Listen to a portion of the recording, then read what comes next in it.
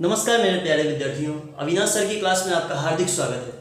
आज हम लोग एनसीईआरटी कक्षा 9 का गणित का पाठ 1 शुरू कर रहे हैं, संख्या पद्धति, नंबर सिस्टम जिसको कहते हैं। लेकिन बहुत सारे स्टूडेंट लोगों को कन्फ्यूजन रहता है कि कौन सा संख्या किसे कहते हैं, तो वो चीज़ मैं आप लोगों को डिटेल में पहले समझाना चाहता हूँ। संख्याओं की समझ, तो सबसे पहला संख्या हम लोग देखेंगे प्राकृतिक संख्या, जिसे नेचुरल नंबर कहते हैं। तो प्राकृतिक संख्या कहाँ से शुरुआत होता है? 1 से शुरुआत होता है। 1 2 3 4 5 6 7 8 ये चलता रहता है ऐसे अनंत तक। दूसरा है पूर्ण संख्या। पूर्ण संख्या को बोलते हैं होल नंबर। होल नंबर 0 से शुरुआत होता है। 0 1 2 3 4 5 6 7 ऐसे चलता जाता है। तो प्राकृतिक संख्या 1 से स्टार्ट होता है और पूर्ण संख्या 0 से स्टार्ट होता है। ये चीज़ आप लोगों को याद रखना है। अब तीसरा नंबर जो आता है वो वास्तविक संख्या है। वास्तविक संख्या को कहते हैं रियल नंबर। अब वास्तविक संख्या के कितने प्रकार हैं? तो देखिए, वास्तविक संख्या के 2 प्रकार, एक परिमेय संख्या और एक अपरिमेय संख्या। परिमेय संख्या रेशनल नंबर और अपरिमेय संख्या यानी कि इरेशनल नंबर, उसको इंग्लिश में कहते हैं। अब हम लोग पहले समझते हैं परिमेय संख्या किसे कहते हैं। तो जिसे हम p/q स्वरूप में लिख सकें। p/q स्वरूप में मतलब अंश और हर में। ऊपर वाले संख्या को अंश कहते हैं, नीचे वाले संख्या को हर कहते हैं। अगर जो संख्या को हम लोग अंश और हर के स्वरूप में लिख सकें वो परिमेय संख्या कहलाता है। जैसे 2, कोई बोलेगा कि 2 ये परिमेय संख्या है या नहीं?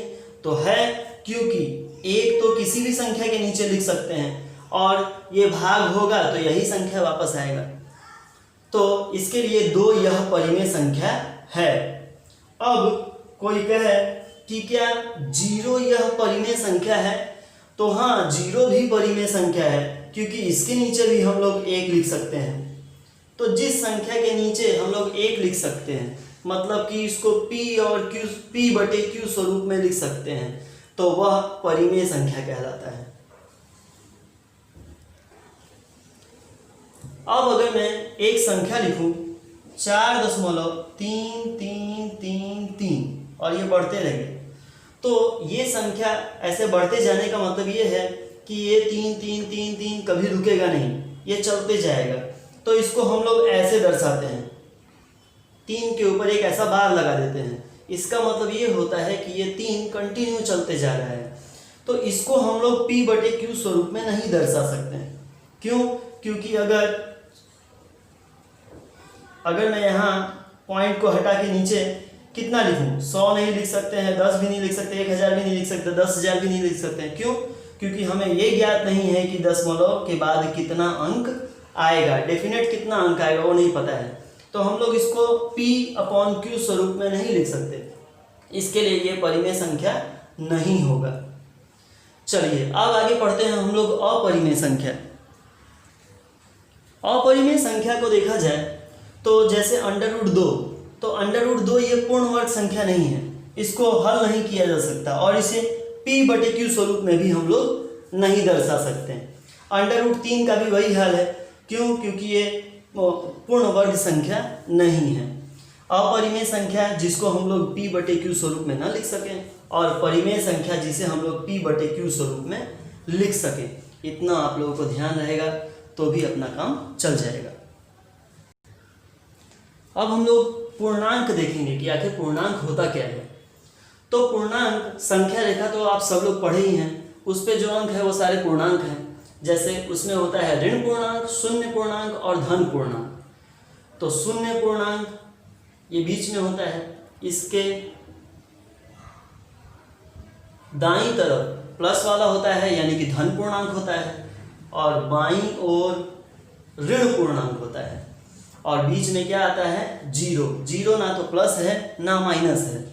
तो 0 के दाईं ओर धन पूर्णांक और 0 के बाईं ओर ऋण पूर्णांक, और ये सारे क्या हैं? पूर्णांक।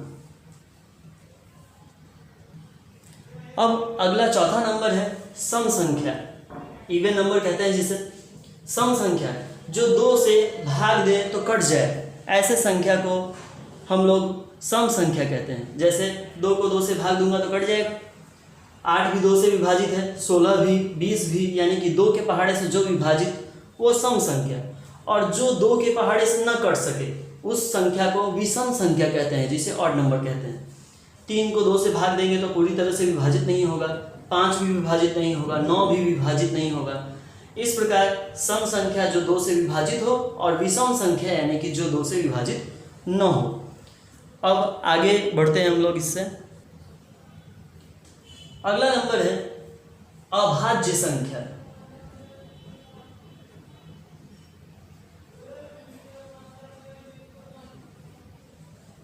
अभाज्य संख्या किसे कहते हैं? तो ऐसी संख्या जिसके सिर्फ 2 गुणनखंड हो, एक और वो खुद किससे कट सके, वो संख्या 1 से कट सके और वो खुद अपने आप से कट सके। जैसे कि 2 किससे किसके पहाड़े में आता है? एक तो 1 के पहाड़े में आता है और एक खुद के पहाड़े में आता है। फिर 3 1 के पहाड़े में आता है और खुद के पहाड़े में आता है। 5 1 से कटेगा और खुद से कटेगा। तो ऐसे संख्या को अभाज्य संख्या कहते हैं। माफ कीजिएगा, अभाज्य संख्या कहते हैं। ऐसे संख्या जिसके सिर्फ 2 गुणनखंड, कौन कौन? 1 और एक वो खुद। जैसे कि 2 का गुणनखंड 1 और 2 है, 3 का 1 और 3 है, मतलब ये 1 के पहाड़े में आता है और 2 के पहाड़े में आता है, बस। और किसी के पहाड़े में नहीं आता हो। अब अगला देखेंगे भाज्य संख्या। भाज्य संख्या डिवाइडेड नंबर, जैसे कि 8 किसके पहाड़े में आता है? 1 में आता है, 2 के पहाड़े में आता है, 4 के पहाड़े में आता है, 8 के पहाड़े में आता है। तो जिसके 2 से ज़्यादा गुणनखंड बन गए वो भाज्य, और जो सिर्फ 2 गुणनखंड बने उसको अभाज्य। एक और नंबर लेते हैं 9 किसके पहाड़े में आता है? 1 के, 3 के और 9 के, यानी कि ये भी 2 से ज़्यादा गुणनखंड हो गया, यानी कि ये भी भाज्य संख्या हो गया। तो मैं आशा करता हूँ कि ये नंबर सिस्टम में आप लोगों को संख्याओं की समझ जो मैंने बताया है ये सब आ गया होगा अच्छी तरह से। आप लोगों को अगर मेरा ये वीडियो अच्छा लगे तो आप लोग लाइक कीजिए, सब्सक्राइब कीजिए मेरे चैनल को, और अपने दोस्त को भी शेयर कीजिए ताकि उन लोगों को भी अच्छी तरह से ये लेसन आ सके। Thank you.